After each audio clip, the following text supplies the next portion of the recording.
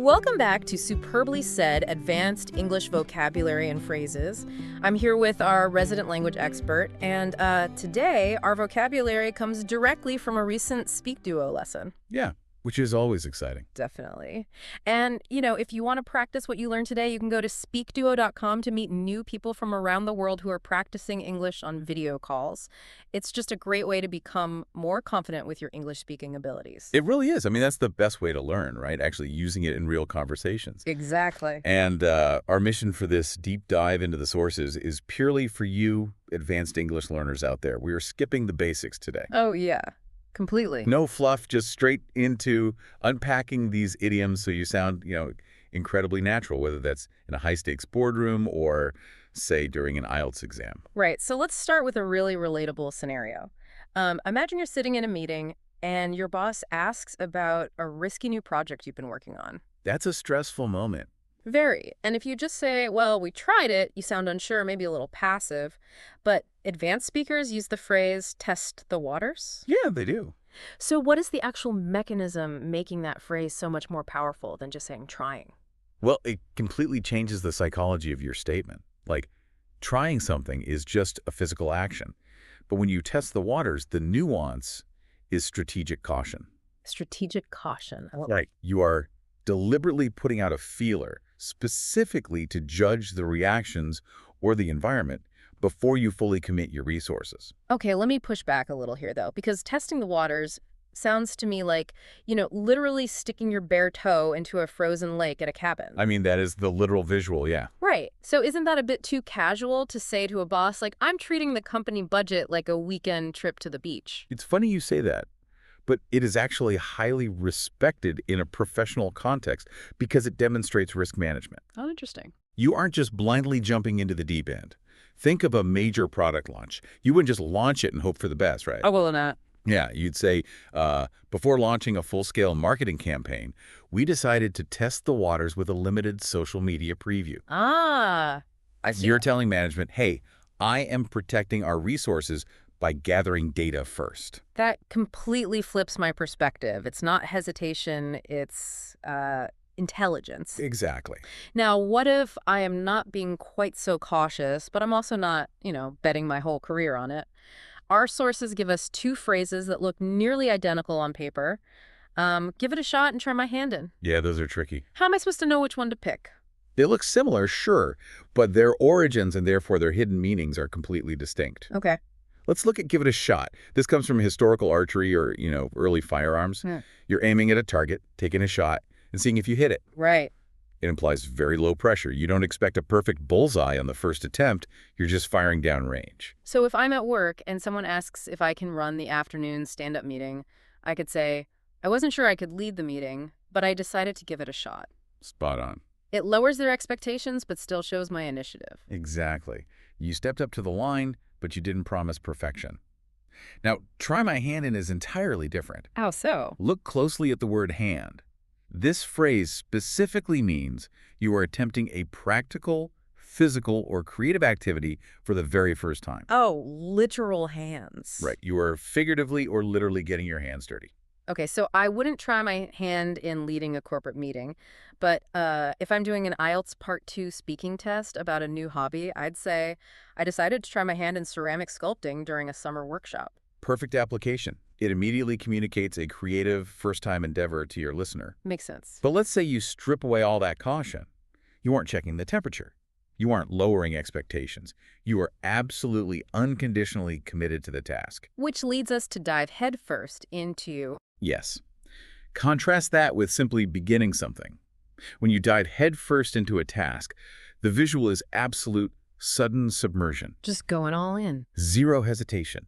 It implies a rush of enthusiasm where you aren't worried about hitting the bottom. You just want to be fully in the water right now. So in an IELTS or job interview context, you'd say, without hesitation or prior background, she decided to dive headfirst into mastering full-stack web development. Yeah, it paints a vivid picture. It paints a picture of someone who is just fearlessly dedicated. It totally replaces starting with passion. Okay, so we've started the project, we're in the water.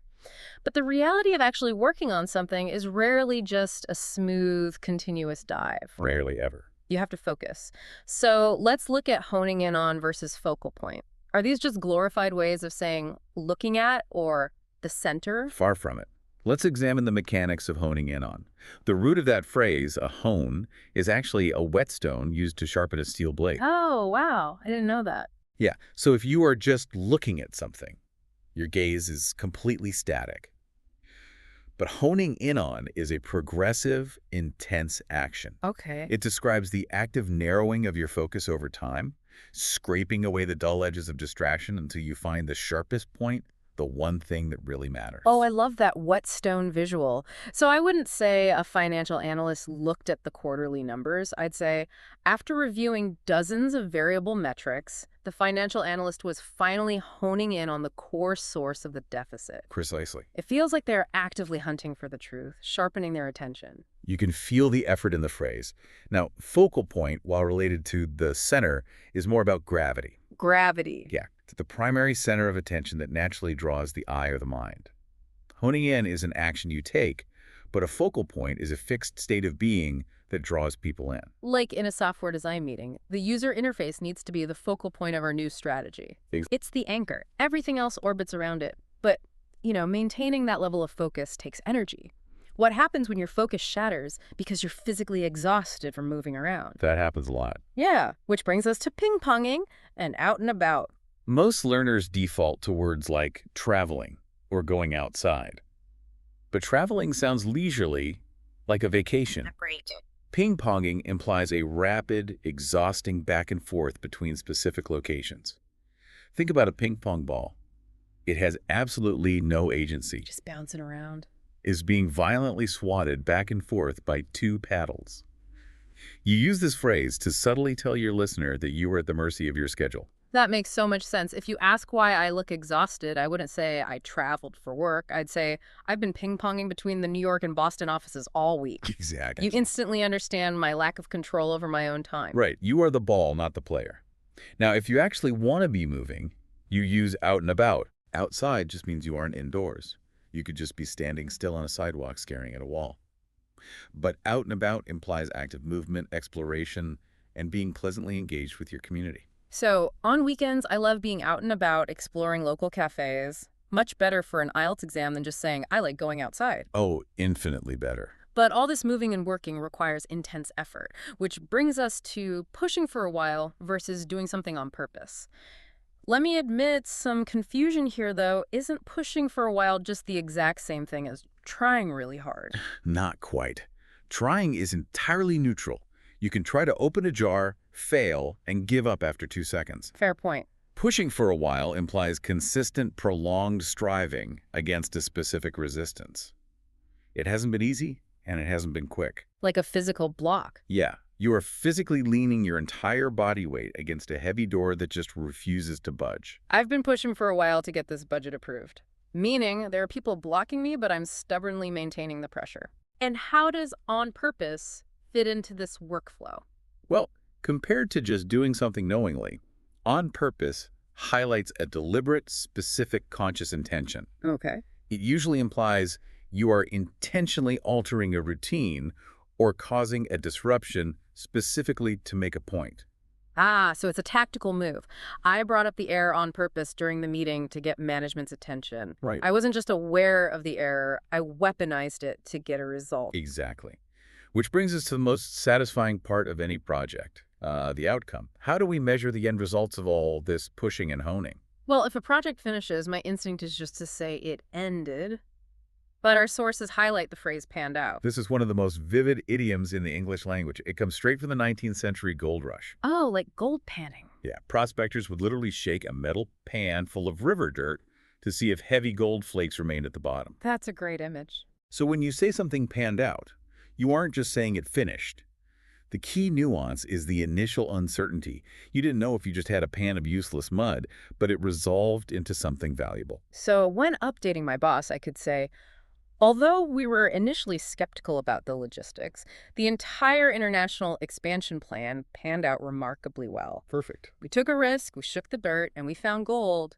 But let's be real, things don't always pan out. Sometimes you hit a wall. And that's when we use max out instead of just reach. Right. Reach is just a destination. You can reach a city and keep driving through it. Mm-hmm. But max out at is hitting the absolute non-negotiable maximum capacity. Like a heart stop. The needle on the dashboard dial is pinned all the way to the red, and you cannot squeeze a single drop further. Ah, the classic IT department conversation. Due to severe hardware limitations, the legacy rendering software will max out at 8 gigabytes of RAM. Yep, a hard ceiling, no arguing with the physics of it. And when you hit those ceilings, work environments get incredibly stressful, which is why having a level sense of work is so crucial for a leader.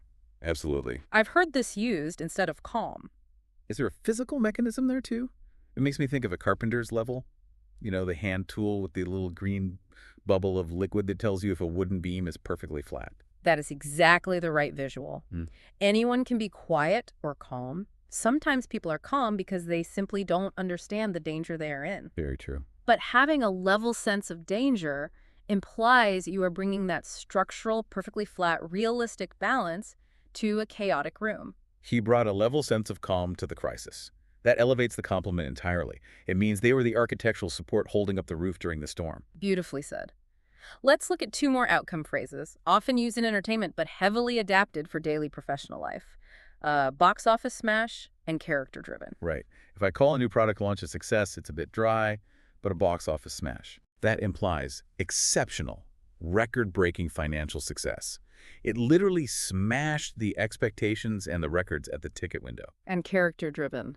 Compared to just interesting, character-driven means the value comes from interpersonal development and human psychology, rather than external action and explosions. So, surpassing all projections, the indie thriller unexpectedly evolved into a massive box office smash. Exactly. Or, for an IELTS answer, I prefer the book because it's character-driven rather than action-packed. It really paints a vivid picture for your listener, proving you don't just know the words, you know the feelings behind them. All right, we've covered the mechanics, the psychology, and the history of these phrases. Now, it is time to put you, the listener, to the test with our superbly said quiz. Oh, here we go.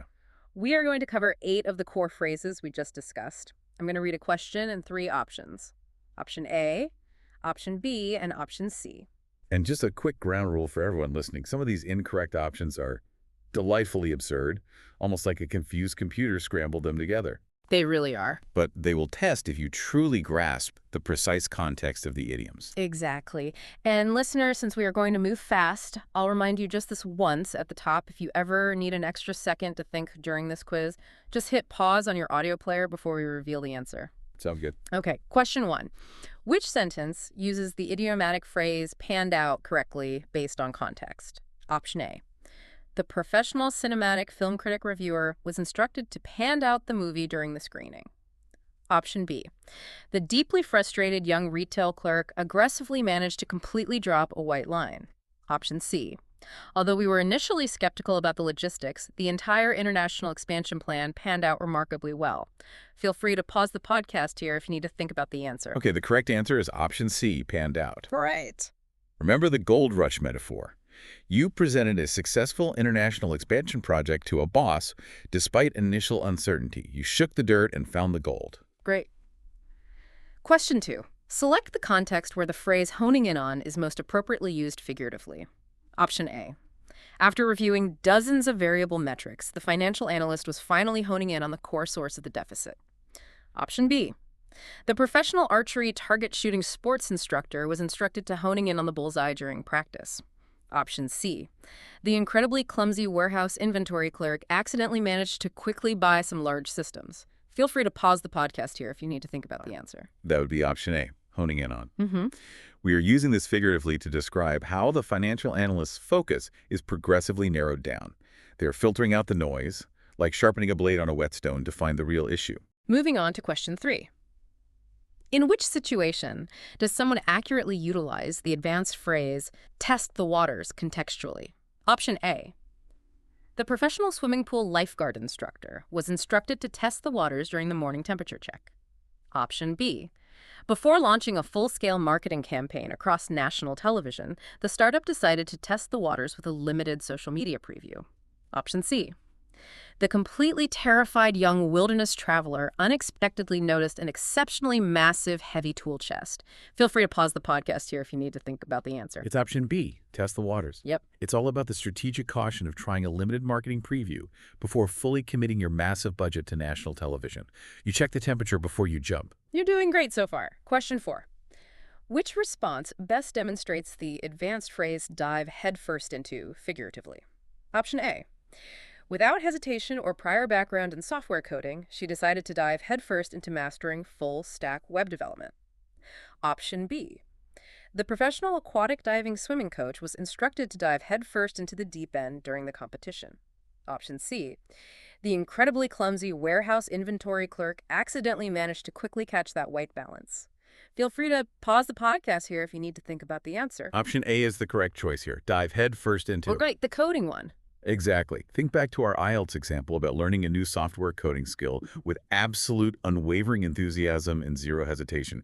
You are fully submerged. Halfway there. Question 5. How would a professional accurately use the phrase box office smash contextually? Option A. The professional theater ticket sales box office cashier was instructed to handle a box office smash during the morning rush. Option B.